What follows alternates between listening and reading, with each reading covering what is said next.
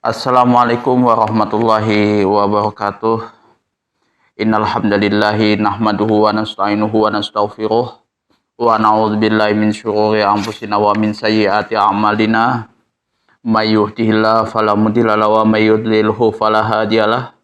Asyhadu an la ilaha illallah wahdahu la syarikalah wa asyhadu anna Muhammadan abduhu wa rasuluh. Allahumma shalli ala sayyidina Muhammad wa ala ali sayyidina Muhammad. Kama sholaita ala sayyidina Ibrahim wa ala ali sayyidina Ibrahim. Wa barik ala sayyidina Muhammad wa ala ali sayyidina Muhammad. Kama barakta ala sayyidina Ibrahim wa ala ali sayyidina Ibrahim fil alamin innaka Hamidum Majid.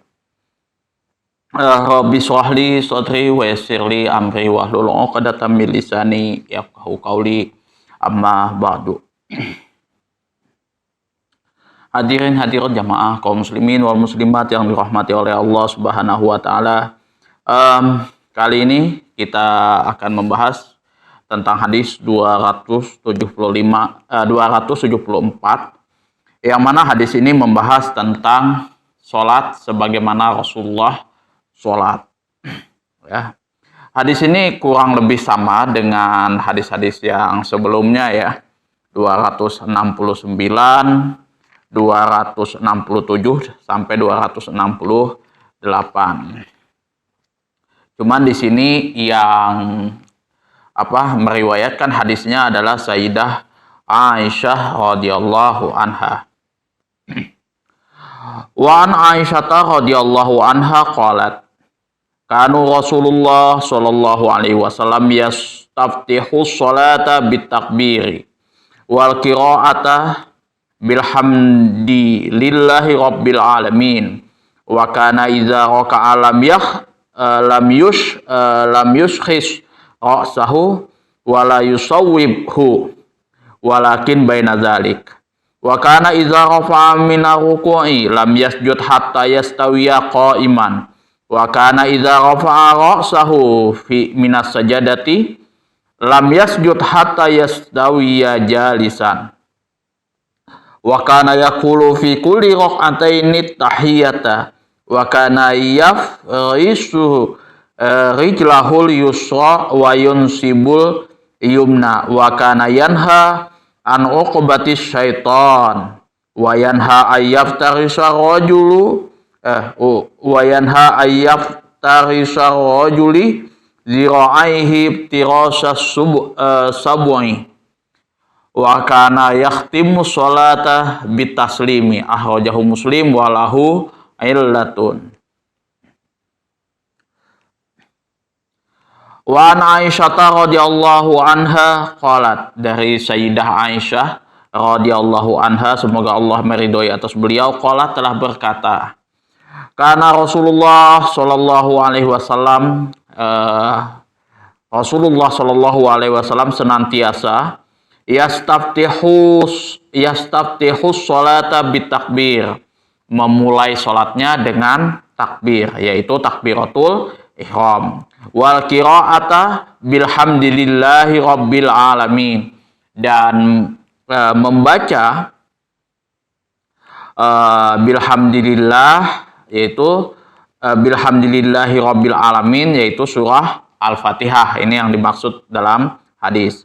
Wa kana, dan apabila idza raka'a, apabila beliau ruku, lam yushkhis ra'sahu, beliau tidak terlalu mengangkat kepalanya, walam yusawwibhu, dan tidak terlalu menunduk, walakin baina dzalik, akan tetapi lurus di antara keduanya. Jadi Rasulullah itu kalau ruku tidak terlalu mengangkat kepalanya dan juga tidak terlalu menunduk kepalanya, seperti itu. Jadi lurus betul-betul antara keduanya, seperti itu. Wakana, dan juga iza rafa'a minar ruku'i, apabila beliau mengangkat kepalanya dari ruku atau bangun dari ruku, ini maksudnya itidal. Lam yasjud hatta yastawiya qa'iman, yang mana beliau itu tidak akan melakukan sujud sampai sempurna berdiri, sampai berdiri beliau itu sempurna. Wa kana idza rafa'a ra'sahu, dan apabila beliau mengangkat kepalanya minas sajadati dari sujud, lam yasjud hatta yastawiya jalisan, dan beliau tidak akan sujud sampai betul-betul sempurna duduknya. Wa kana yaqulu fi kulli raqataini tahiyata, dan membaca bacaan di sini fi kulli raqatain, setiap 2 rakaat at-tahiyata, yaitu tahiyat. Wa kana yafrisu rijlahul yusra wa yansibul yumna, yang mana beliau ini menghamparkan rijlahu, kakinya, al yusra yang kiri, wa yansibul yumna, dan menegakkan yang kanan. Wa kana yanha, dan Rasulullah Shallallahu alaihi wasallam melarang an uqbati syaitan, duduk seperti duduknya syaitan. Wa yanha ayyaftarisha rajulu zira'aihi, dan beliau juga melarang ayyaftarisha rajuli, untuk menghamparkan seseorang tersebut, zira'aihi, kedua hastanya, iftirasas subuhi, seperti bentangan hewan buas. Wa kana yahtimus sholata bitaslim, dan beliau menutup sholatnya dengan salam. Akhrajahu Muslim, hadis ini diriwayatkan oleh Imam Muslim. Walahu ilatun, dan di dalam hadis ini terdapat kecacatan. Ya, nanti kita akan bahas kecacatannya seperti apa, gitu ya. Nah, di sini kalau kita lihat makna keseluruhannya adalah Allah Subhanahu wa Ta'ala menyerahkan pekerjaan menerangkan Al-Quran kepada Rasulullah Shallallahu alaihi wasallam, karena beliau, yaitu Rasulullah Shallallahu alaihi wasallam, adalah orang yang paling mengetahui tentang makna yang dimaksud oleh Tuhannya, yaitu Allah Subhanahu wa Ta'ala. Allah Subhanahu wa Ta'ala telah berfirman, wa anzalna ilaika dzikra litubayyina linnas ma nuzzila ilaihim. Wa anzalna, dan kami telah menurunkan ilaika kepadamu wahai Muhammad, az-dzikra, yaitu Al-Quran. Jadi az-dzikra ini banyak ya maknanya di sini, ya kan.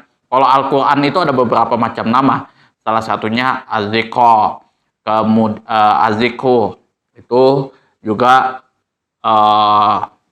turunan daripada kata Al-Quran. Litubayyina linnas, untuk memberikan penjelasan, untuk agar kamu menerangkan, menjelaskan linnas kepada manusia, manuzila ilaihim, apa yang telah diturunkan kepada mereka. Ini surah An-Nahl ayat 44. Jadi maksud daripada ayat ini sebenarnya antara hadis dengan Al-Quran itu beriringan, ya. Beriringan. Dia tidak bisa terpisah kayak gitu kan, Al-Quran sendiri, hadis sendiri. Jadi dia mesti beriringan seperti itu. Nah, apa yang menjadi perintah di dalam Al-Quran yang biasanya tidak ada penjelasannya, nah itu dijelaskan di dalam hadis. Bagaimana apa yang dikatakan oleh Rasulullah Shallallahu alaihi wasallam mengenai penjelasan daripada perintah Al-Quran tersebut, kemudian dilaksanakan seperti apa oleh Rasulullah. Itu semua dihimpun oleh para ulama di dalam hadis, itu ya, tersendiri. Jadi kalau misal ya, mungkin ada teman-teman yang mungkin masih belum paham. Jadi yang namanya firman Allah Subhanahu wa Ta'ala itu dihimpunnya di dalam Al-Quran, sedangkan perkataan, perbuatan, ketetapan serta apapun itu ya, yang dilakukan oleh Rasulullah Shallallahu Alaihi Wasallam itu dihimpunnya di dalam hadis, ya, itu dihimpunnya di dalam kitab hadis. Jadi dibedakan, itu kan.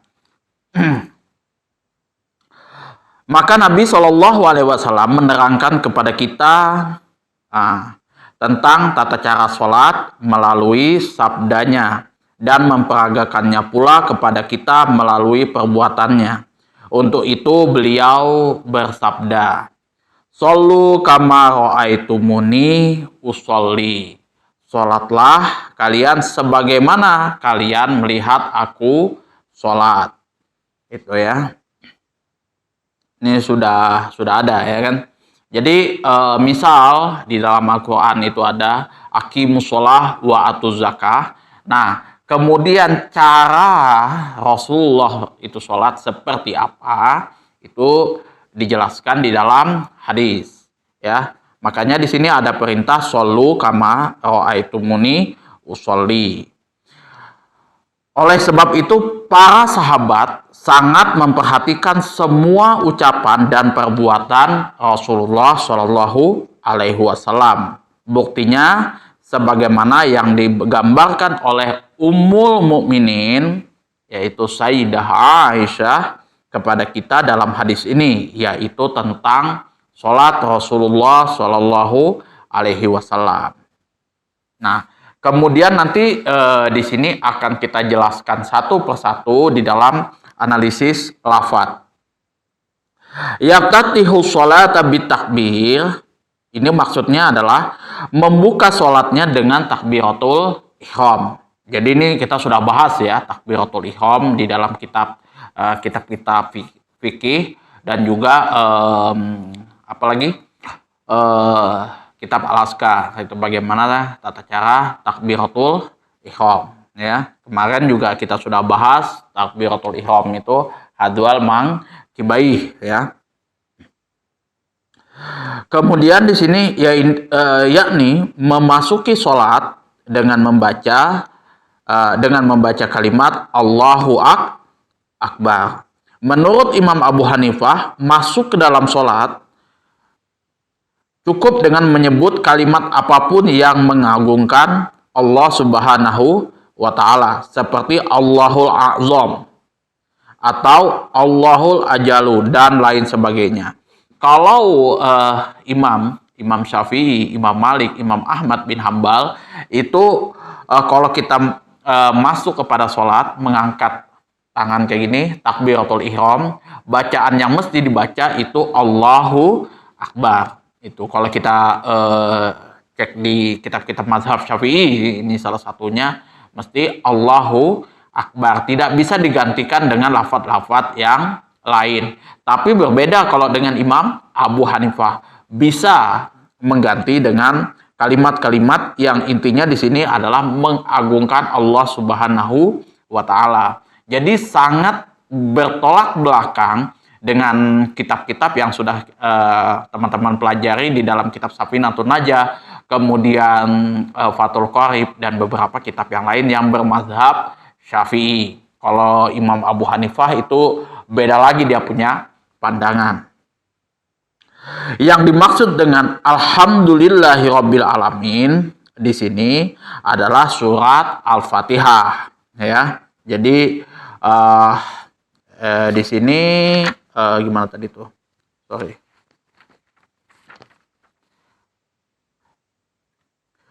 Wal qira'ata bilhamdillahi rabbil alamin, yaitu membaca Al-Fatihah, itu yang dimaksud daripada hadis tersebut. Lam yusakhis ra'sahu,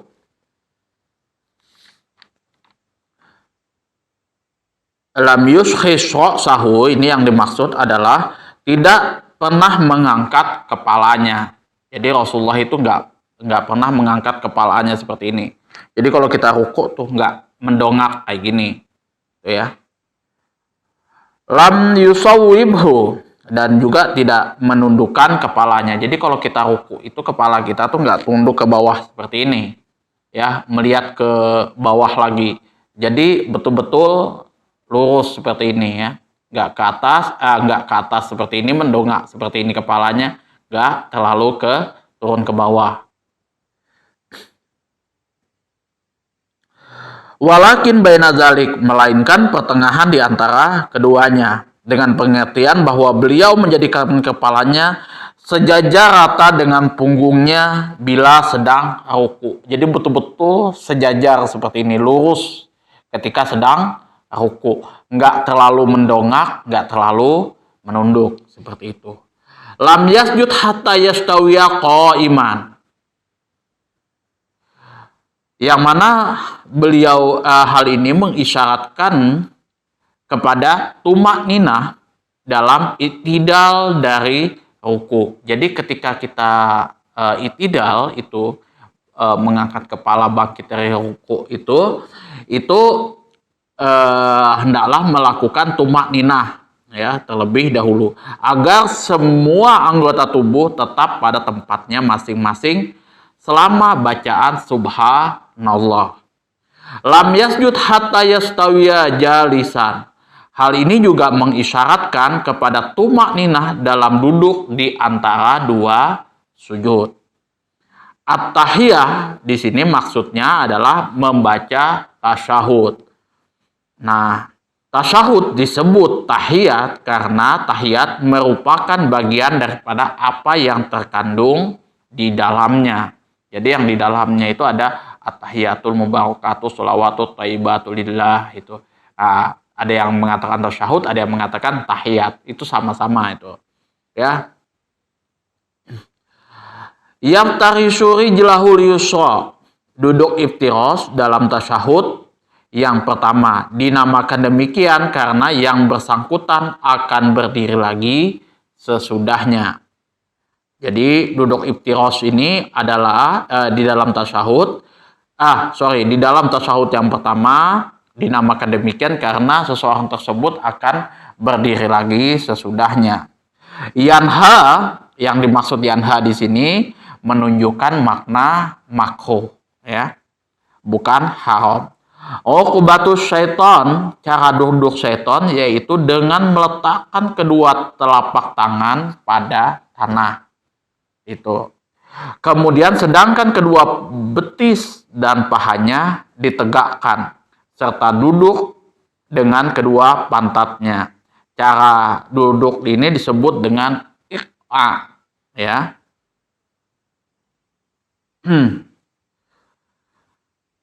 Ayat tarisar rijlahu zira'aihi, menggelarkan kedua hastannya yaitu bersandar pada keduanya.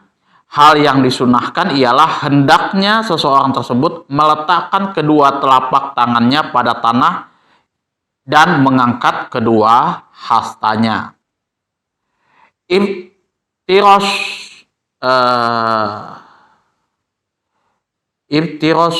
sabuai.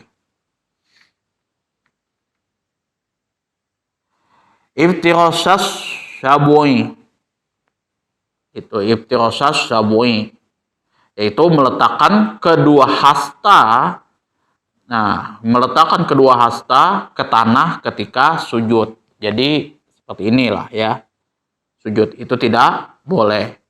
Itu bentangan hewan buas atau ya kayak ginilah. Itu kan ketika hewan buas mau menerkam mangsanya, dia pasti meletakkan kedua hastanya itu ke tanah. Walahu ilatun, yang dimaksud di sini adalah diketengahkan oleh Imam Muslim melalui riwayat Abul Jauza dari Sayyidah Aisyah radhiyallahu an. Ibnu Abdul Bar mengatakan bahwa hadis ini mursal.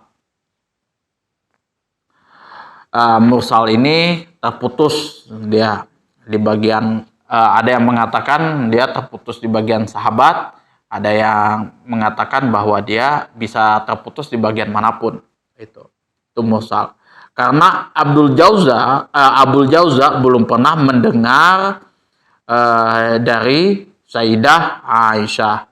Artinya ada terputus ini antara Abul Jauza dengan Sayyidah Aisyah. Abu Jauza di sini dianggap bahwa beliau tidak pernah mendengar daripada Sayyidah Aisyah. Jadi antara Abu Jauza di sini perantaranya antara Abu Jauza dengan Sayyidah Aisyah ini nggak ada korelasinya ini, gitu kan? Nah, fikih hadisnya adalah yang pertama yang pertama membuka sholat dengan takbiratul ihram merupakan salah satu daripada rukun sholat. Jadi apabila teman-teman tidak melakukan takbiratul ihram, maka sholatnya tidak sah, mesti harus diulang lagi. Wajib membaca Al-Fatihah sesudah takbiratul ihram, dan surat Al-Fatihah merupakan salah satu daripada rukun sholat. Nah, kalau rukun sholat itu tadi takbiratul ihram, kemudian membaca Al-Fatihah. Bagaimana dengan doa iftitah? Doa iftitah itu adalah sunnah daripada sholat. Jadi kalau misalkan itu ketinggalan, maka tidak perlu mengulang sholatnya dan juga tidak perlu melakukan sujud sahwi. Wajib tumaninah di dalam ruku dan sujud. Keduanya merupakan rukun sholat. Sholat tanpa keduanya tidak sah. Ya, di antara ruku dan sujud itu ada tumaninah. Ya, jadi pada saat kita melakukan ruku dan sujud itu mesti harus tumaninah. Nah, kalau kita melakukan ruku atau sujud itu tidak dengan tumaninah, maka sholatnya juga tidak sah. Itu ya. Berbeda kalau misalkan mazhab Imam Hanafi, ya. Kalau orang-orang Bangladesh itu rata-rata sholatnya agak cepat itu daripada kita yang bermazhab Syafi'i, karena tumaninah itu bukan rukun, hanya wajib sholat. Apabila seseorang tersebut tidak melaksanakan wajibnya sholat tumaninah tersebut, maka sholatnya itu tetap sah, tetapi dia tapi pahalanya itu kurang. Itu kalau pandangan Imam sebagian daripada pandangan Imam Abu Hanifah, kalau nggak salah ulama Abu Hanifah, ya salah satunya. Kalau yang saya lihat itu di Bangladesh, orang Bangladesh itu sholatnya agak cepat. Makanya kalau di Indonesia, kalau sholat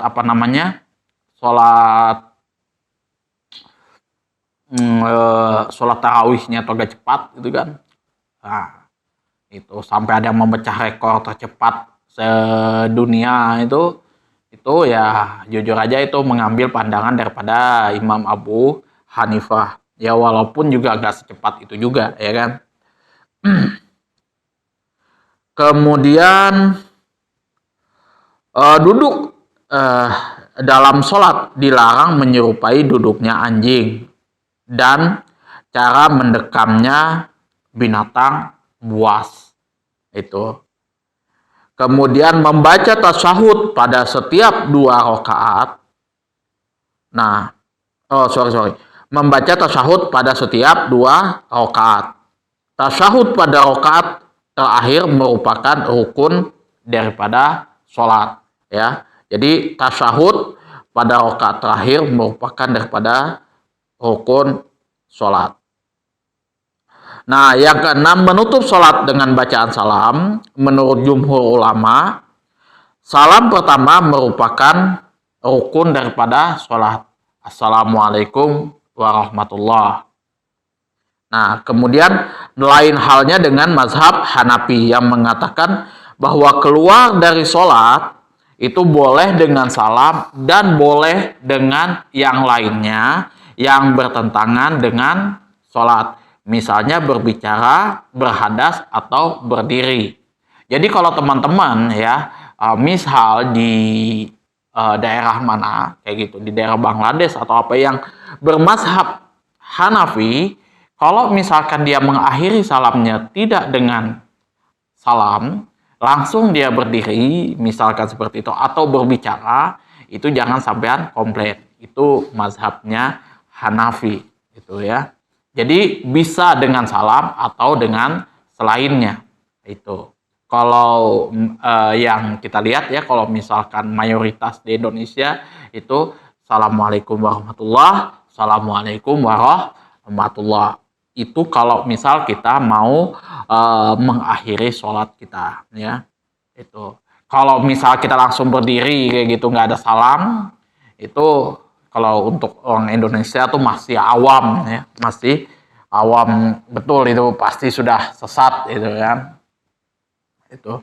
Nah, kalau Imam Abu Hanifah itu menjelaskan bahwasanya tidak ada masalah kalau misal boleh dengan yang lain daripada salam. Misalkan langsung berdiri atau berhadas dan berbicara. Nah, kemudian sebuah pembahasan penting di sini, Rasulullah memerintahkan agar kita berbeda dengan hewan ketika kita sedang mengerjakan sholat. Seorang ulama di sini menghimpun hal tersebut melalui nazomnya, melalui syairnya. Idza nahnu kumna lis-sholati fa innana. Apabila kita telah memasuki sholat, nuhina anil ityanu fiha bisittatin, maka kita dilarang melakukan 6 perkara di dalamnya. Burukun bi'airin watifatu kasa'labi, yaitu cara mendekam seperti unta ketika sujud. Wanakku irobin fi sujudil faridoti, menoleh seperti musang, seperti burung gagak mematuk ketika melakukan sujud sholat fardu. Wa iqa'u kalbin au kabasti zira'ihi, duduk iqa seperti anjing atau menopang kedua hastanya seperti buntut kuda. Wa aznabu khailin inda fi'lit tahiyati, ketika sedang melakukan tahiyat. Ya, jadi 4 hal yang tidak boleh kita lakukan pada saat sholat. Yang pertama, mendekam seperti unta ketika sujud, menoleh seperti musang, itu tolah-toleh seperti musang seperti itu, seperti burung gagak mematuk ketika melakukan sujud sholat fardu, ya, seperti burung gagak itu mematuk. Nah, kemudian duduk iqa seperti anjing atau menopang kedua hastanya, dan seperti buntut kuda ketika sedang melakukan tahiyat. Itu 4 hal yang dilarang oleh Rasulullah SAW ketika kita sedang melakukan sholat. Ya. Jadi itu saja yang dapat saya sampaikan. Kurang dan lebihnya saya mohon maaf yang sebesar-besarnya apabila penyampaian saya tidak sesuai dengan ekspektasi yang teman-teman harapkan. Dan juga mungkin ada kata-kata saya yang salah, yang menyinggung hati teman-teman semuanya di video ini atau video-video sebelumnya, baik itu yang saya sengaja ataupun yang saya tidak sengaja. Saya mohon maaf yang sebesar-besarnya. Apabila ada saran, kritikan, masukan, dan pertanyaan, silahkan teman-teman atur di kolom komentar. Akhirul kalam, Assalamualaikum warahmatullahi wabarakatuh.